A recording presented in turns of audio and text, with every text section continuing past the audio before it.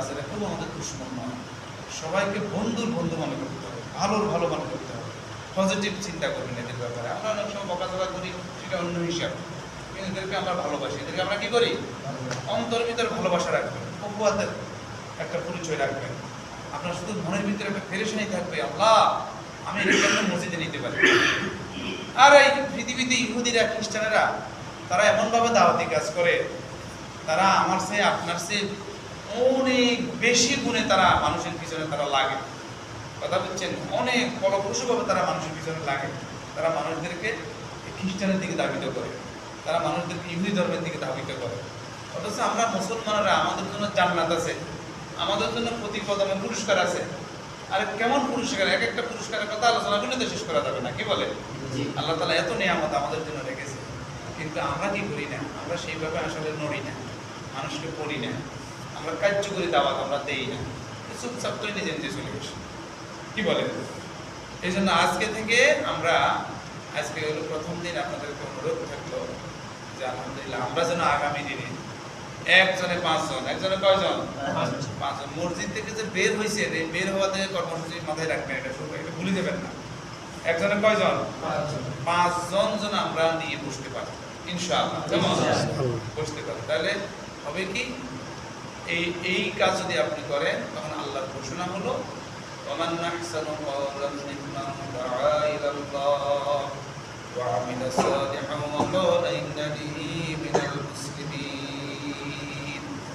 তার কথার চাইতে কার কথাটা উত্তম, যে মানুষদেরকে আল্লাহর দিকে ডাকে, বলেন সুবহানাল্লাহ। এই কাজ হলো নবীদের কাজ। কাদের কাজ? নবীরা আল্লাহর কাছে কেন শ্রেষ্ঠ হয়েছে বলেন? এই কাজ করার কারণে। নবীরা আল্লাহর কাছে দামি কেন হয়েছে? এই কাজটা করার কারণে। মনে করি না হলে নামাজ পড়ি আমি শ্রেষ্ঠ হয়ে যাবো, তাহলে তো কত যে ওমান আহসানু নামাজি কারা হয়েছে তারাই শুধু শ্রেষ্ঠ, তাদের কথাই খালি উত্তম, নামাজ যারা পড়ে খালি তারাই উত্তম, এটা বলছে? নামাজের জন্য আরেক মর্যাদা, সেটা আছে, ঠিক আছে, কিন্তু মানুষকে আল্লাহর দিকে ডাকা, আল্লাহর দিকে আহ্বান করা, এটার উত্তম কাজ। সুবহানাল্লাহ। এই কাজটা আমরা করতে রাজি আছি তো ইনশাআল্লাহ? আমরা এমন ভাবে দাওয়াতি কাজ করব, আমার দাওয়াতি কাজ যেন ফলপ্রসূ হয়।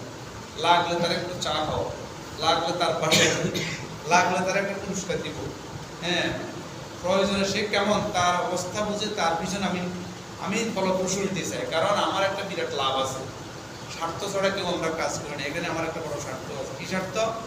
কারণ এই লোকটা যদি কোনোভাবে আমি ঘুরে আনতে পারি, তাকে যদি নামাজি বানাইতে পারি, তাকে যদি তেলাওয়াতকারী বানাইতে পারি, আরে আমি মরে যাবে। এই যে লাস্টের কথা বললাম, উনি মরে আছে, এখন ওনার কি শুধু আছে, জারি আছে কি? ওনার মাধ্যমে যে কয়জন আলেম বানাইছেন, যে কয়জনকে দিনমুখী করছেন, যে কয়জনকে নামাজমুখী করছেন, উনি লাশ হয়ে শুয়ে আছে, কিন্তু এরা যে নামাজ পড়তেছে, এই সওয়াবগুলো তার আমার নামে পৌঁছতেছে। এটাই হলো আমাদের স্বার্থ। আপনি চোখটা বন্ধ করলে আপনার সব বন্ধ হয়ে যায় না? কিন্তু জারি থাকে কোনটা? যেটা লেশ দুনিয়াতে রেখে গেছেন সেটা। এখন সদকায়ে জারিয়া দুটা হয়, একটা হলো সদকায়ে জারিয়া, একটা হলো গুনাহে জারিয়া।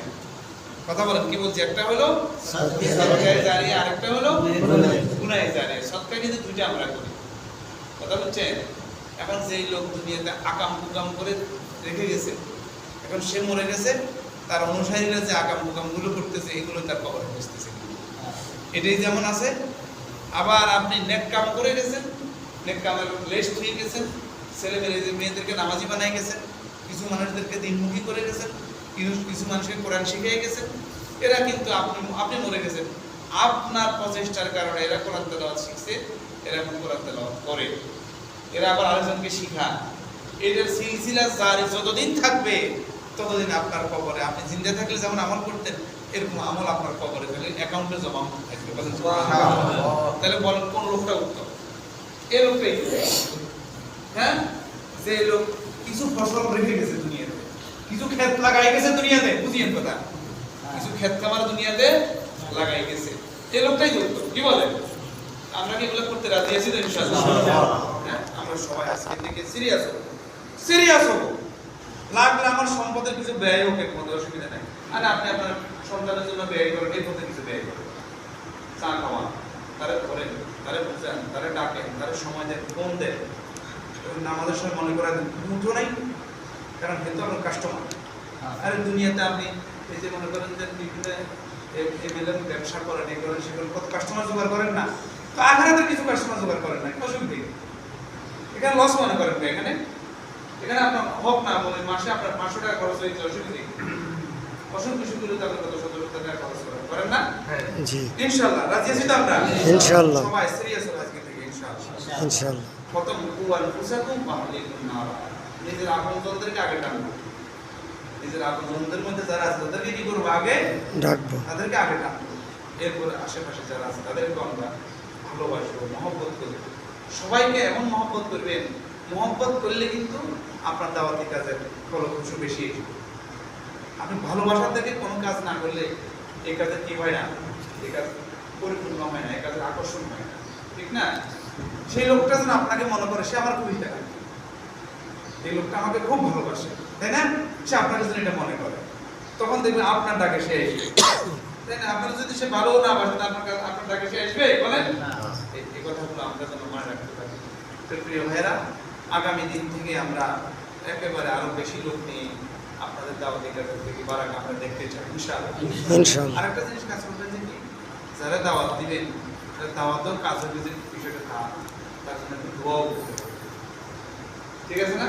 ইনশাআল্লাহ। তার জন্য আমি যে এমনভাবে দোয়া করবেন না, একান্তভাবে আপনি যখন দোয়া করেন সেই সময় তার জন্য চোখের পানি ফেলে দোয়া করেন, আল্লাহ তুমি আমার এই ভাইটাকে হেদায়েত দান করো, আমি এর পিছনে লাগছি, আল্লাহ আমাকে তুমি সফল করো, তাই না? রাসূল করছে না এরকম? জি।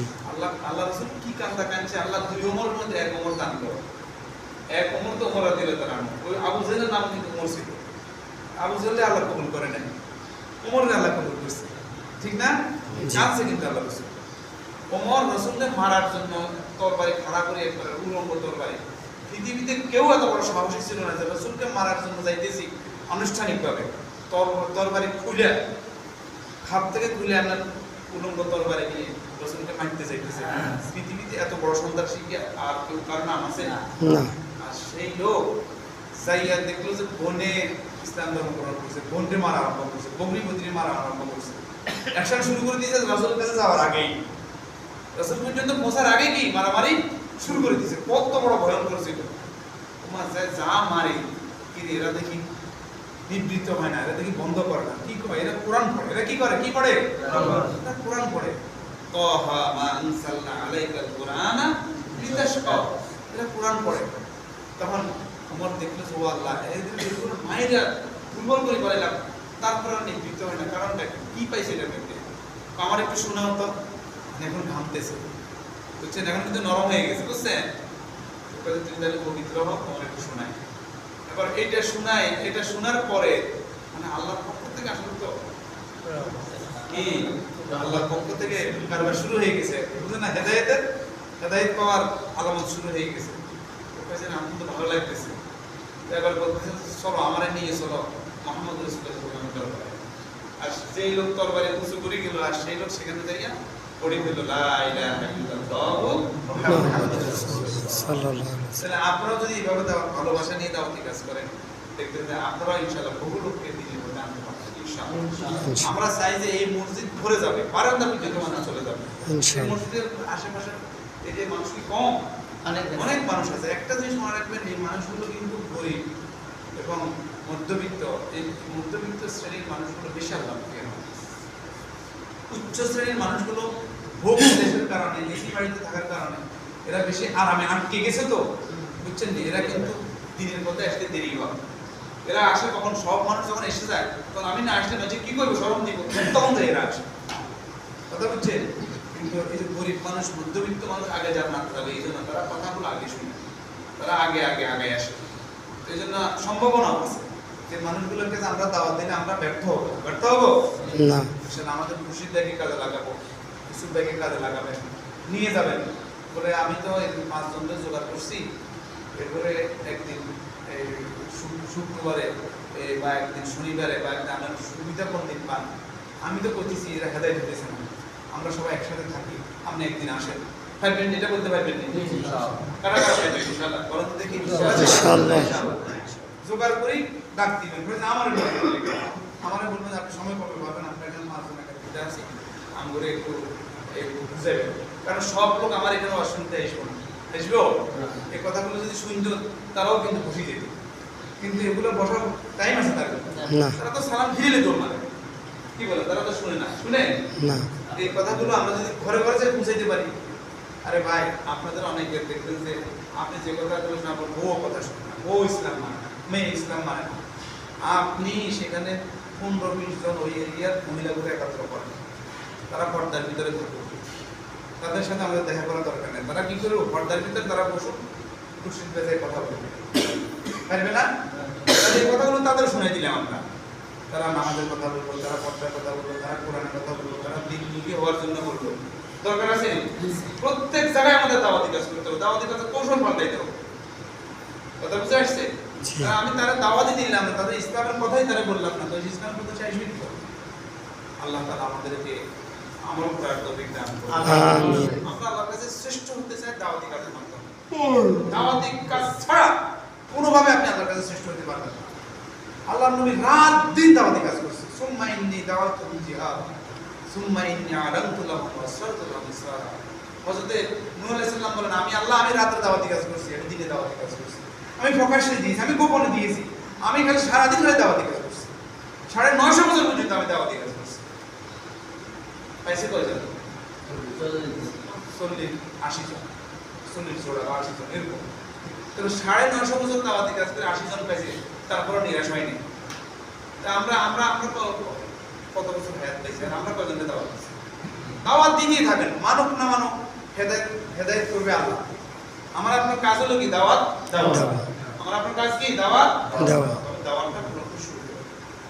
দাওয়াতটা কিভাবে ফলপ্রসূ হওয়া যায়? দায়ীদের সাথে চলেন, কারণ আপনি নিজের দাওয়াতের কৌশল খুঁজে নেবেন। কথা বুঝছেন? আপনি দায়ীদের সাথে ঘুরবেন, ওই যে গত সময় বলছিলাম না, কার সাথে ঘুরেন আপনি, কার সাথে চলেন আপনি, বলছি না? কার সাথে আপনি সঙ্গ দেন? বিড়িখোরের সাথে সঙ্গ দেন, বিড়ি খাওয়া শিখবেন। গীবতকারীর সাথে সঙ্গ দেন, গীবত করা শিখবেন। খালি বসে বসে গীবত করে, তা আপনি এর সাথে বসে বসে তো গীবত করা শিখবেন না। কথা বুঝেন নাই? আপনি ভালো মানুষের সাথে সঙ্গ দেন, যে লোক মানুষের দাওয়াত দেন, যে লোক মানুষের দিনের পথে বুঝায়, তার সাথে হাঁটেন। সে কোথায় থাকেন তার সাথে বন্ধুত্ব করেন। ভাই আমি যেখানে জান আমার একটু অবসর আছে, আমার একটু নিয়ে যায়, খুশির ধরে কইতে পারেন না? কে কইছেন? কয়দিন কইছেন? আপনি যেখানে যান আমার একটু সাথে করে নিয়ে যান। আপনারা যে তালিম কোথায় আছে, আমার একটু সাথে করে নিয়ে যান, আমার একটু সময় আছে। ভালোবাসা দেখাবেন, দিনের জন্য করবেন। এটা কিসের জন্য করবেন? দিনের জন্য করবেন। প্রত্যেকটা কদমে কদমে সওয়াব পাবেন, প্রত্যেক কদমে আপনি সওয়াব পাবেন। আল্লাহ তাআলা আমাদের বুঝার তৌফিক দান করুন। আমরা তাহলে দোয়াটা পড়ি।